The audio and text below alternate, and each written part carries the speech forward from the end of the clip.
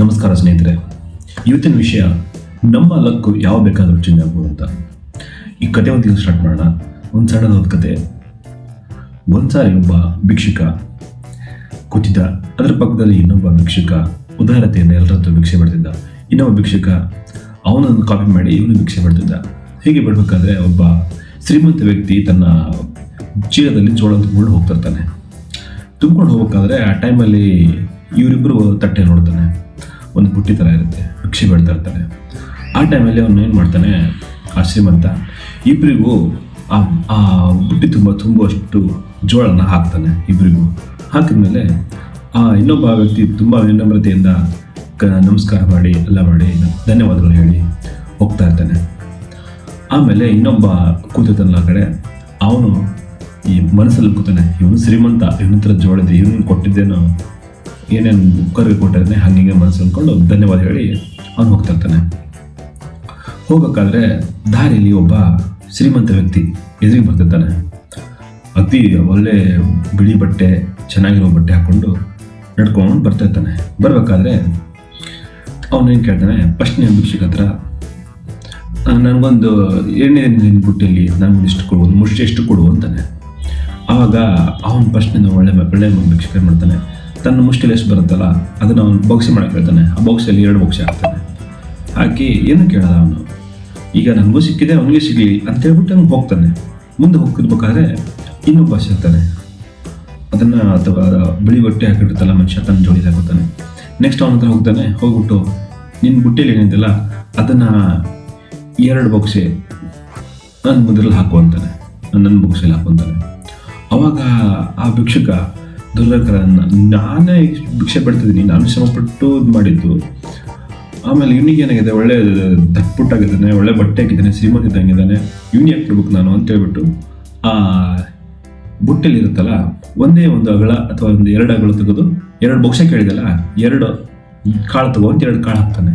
ಅದಕ್ಕೆ ನಾನೆಲ್ಲ ಅವನು ಬಿಳಿ ವ್ಯಕ್ತಿ ಅದನ್ನ ಜೋಳಿಯಲ್ಲಿ ಹಾಕ್ಕೊಂಡು ಮುಂದೆ ಹೋಗ್ತಾನೆ. ಮುಂದೆ ಹೋದಾಗ ಸ್ವಲ್ಪ ದೂರ ಆದಮೇಲೆ ಅವನು ಮನೆ ಹೋಗ್ಬಿಡ್ತಾನೆ. ಇವರು ಮನೆಗೆ ಹೋಗ್ಬಿಡ್ತಾರೆ. ಮನೆಗೆ ಹೋಗ್ಬಿಟ್ಟು ತಮ್ಮ ಹೆಂಡತಿ ಕೈಲಿ ಕೊಡ್ತಾರೆ.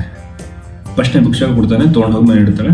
2ನೇದವ ಬಂದ್ಬಿಟ್ಟು ಹೆಂಡತಿ ಕೈಲಿ ಕೊಟ್ಟು, ನನಗೆ ತುಂಬ ಹೊಟ್ಟೆ ಹಸಿದಿದೆ, ಬೇಗ ಅದನ್ನು ಬೀಸ್ಬಿಟ್ಟು ಅಡುಗೆ ಮಾಡು ಅಂತಾನೆ. ಆ ಟೈಮಲ್ಲಿ ಅವಳು ಹಿಂಗೆ ಎತ್ಕೊಳ್ಬೋದು, ಹಿಂಗೆ ತೊಗೊಂಡು ಹಿಂಗೆ ಓಪನ್ ನೋಡ್ತಾಳೆ. ಅದರಲ್ಲಿ ಒಂದೇ ಒಂದು ಅಗಳು ಮಿಂಚ್ತಾ ಇರುತ್ತೆ.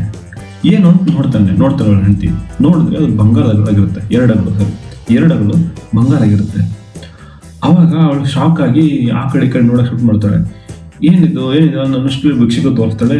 ಅದು 2 ಅಗಳು ಬಂಗಾರ ಆಗಿರುತ್ತೆ. ಆವಾಗ ಅವನಿಗೆ ಫ್ಲ್ಯಾಶ್ ಆಗುತ್ತೆ. ನನಗೆ ಒಬ್ಬ ದಾರಿಲಿ ಹೋಗ್ಬೇಕಾದ್ರೆ ಹಿಂಗೆ ಕೇಳ್ದ, ಬಟ್ ಅದು ನಾನು ಕೊಟ್ಟೆ 2 ಅಗಳು ಕೊಟ್ಟೆ, ಅಷ್ಟರಲ್ಲೇ ಇದೆಲ್ಲ 2 ಚಿನ್ನಾಗಿದೆ.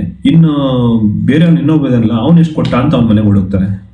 ಹೋಗಿ ನೋಡೋಷ್ಟರಲ್ಲಿ ಅವನ ಮನೆಯೇ ಬದಲಾಗೋಗಿರುತ್ತೆ. ಮನೆಯೇ ಎಲ್ಲ ಸುತ್ತಮುತ್ತ ಇರೋ ವಾತಾವರಣ. ಅಂದರೆ ಈಗ ಅವನು ಬಿಳಿ ಬಟ್ಟೆ ಬಿಟ್ಟು ಹುಟ್ಟಿರೋ ಮನುಷ್ಯ, ದೇವರೊಂದು ಅವನು ಕೇಳಿದ್ದು 1 ಮುಷ್ಟಿಯಷ್ಟು ಅನ್ನ ಕೇಳಿದ್ದ. ಅಂದರೆ ಇನ್ನೂ ಏನಿದೆ 1 ಮುಷ್ಟಿಯಷ್ಟು ಕೊಡು ಅಂತ. ಇವನು ಉದಾರತೆಯಿಂದ ಇವನು 2 ಮುಷ್ಟಿಯಷ್ಟು ಕೊಟ್ಟ. ಅವಾಗ ಏನಾಯಿತು, ದೇವರಿಗೆ ಶಾಕ್ ಆಯಿತು. ಅಂದರೆ ದೇವರಿಗೆ ತುಂಬ ಆನಂದ ಆಯಿತು. ಇವ್ ನನಗೆ 1 ಪಟ್ಟು ಕೇಳಿದ್ರೆ ನನಗೆ 2 ಪಟ್ಟು ಕೊಟ್ಟಿದ್ದಾನೆ, ಇವನಿಗೆ ಎಷ್ಟು ಉದಾರತೆ ಇರಬೇಡ, ನಾನು ನಿನಗೆ ಎಷ್ಟು ಕೊಡಬೇಡ ಅಂತೇಳಿ ಈಗ ಹೇಳ್ಬಿಟ್ಟು ಅವನು ಇರೋ ಬರೋ ಸಂಪತ್ನೆಲ್ಲ ಉದ್ಧಾರ ಮಾಡಿಬಿಟ್ಟಿರ್ತಾನೆ, ಅವನಿಗೆ ದಾನ ಮಾಡಿಬಿಟ್ಟಿರ್ತಾನೆ ದೇವರು. ಹಾಗೆ ನಾವು ಎಕ್ಸ್ಪೆಕ್ಟೇಷನ್ ಇಟ್ಕೋತೀವಲ್ಲ. ಈಗ ನೋಡಿ, ಫಸ್ಟ್ನೇದು ಏನು ಮಾಡ್ದ, ಇವನಿ ಯಾಕೆ ಕೊಡಲಿ ನಾನು ಅಂದರೆ ಇತ್ತು ಅವನ ಹತ್ರ ತುಂಬ ಇತ್ತು, ಬಟ್ ಅದರಲ್ಲಿ ತುಂಬ ಅವ್ನು ಸ್ವಂತ ದುಡ್ದಿರೋ ಥರ ಮಾಡಿ ಅದರಿಂದ ನಾನು 2 ಕೊಟ್ಟ. ಇನ್ನೊಬ್ಬರಿಗೆ ಸಹಾಯ ಮಾಡೋ ಮನೋಭಾವನೆ ಇರಲಿಲ್ಲ. ಆದರೆ ಇನ್ನೊಬ್ಬನಿಗೆ ಸರಿ, ನನ್ನ ಹತ್ರ ತುಂಬ ಇದೆ, ನಾನು ಇವತ್ತಿಗೆ ನನಗೆ ಹೊಟ್ಟೆ ತುಂಬುತ್ತೆ, ಬಟ್ ಇವನು ಕೇಳ್ತಾ ಇದ್ದಾನೆ, ಒಂದು ಸ್ವಲ್ಪ ಇರಲಿ, ಸಾಧನ ಇರ್ಬೋದು, ಸನ್ಯಾಸಿ ಏನೋ ಇರ್ಬೋದು, ಒಳ್ಳೆ ಉದಾಹರಣೆಯಿಂದ 1 ಮುಷ್ಟಿ ಎಕ್ಸ್ಟ್ರಾ ಕೊಟ್ಟ.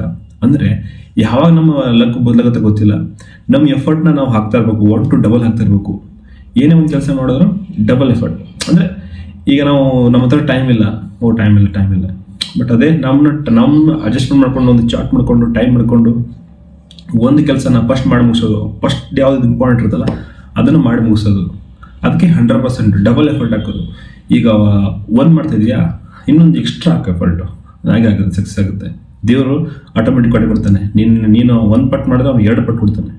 ನೀನು 2 ಪಟ್ಟು ಮಾಡಿದ್ರೆ ಅವನು 100 ಪಟ್ಟು ದುಡ್ಡು ಕೊಡ್ತಾನೆ, ಅಂದರೆ ಡಬಲ್ ಮಾಡಿಕೊಡ್ತಾನೆ. ಹಿಂಗೆ ಸಕ್ಸಸ್ ಯಾವ ಬೇಕಾದ್ರೂ ಬರ್ಬೋದು, ದೇವ್ರು ಯಾವ ಬೇಕಾದ್ರೂ ಬಂದುಬಿಟ್ಟೆ ಹೋಗ್ಬೋದು. ಬಟ್ ಆ ಟೈಮಲ್ಲಿ ನಾವು ನಮ್ಮ ಮನಸ್ಸು ಬುದ್ಧಿ ಎಲ್ಲ ಕರೆಕ್ಟಾಗಿದ್ದರೆ ನಮ್ಮ ಸಕ್ಸಸ್ ಸಿಕ್ಕೇ ಸಿಗುತ್ತೆ. ಧನ್ಯವಾದಗಳು.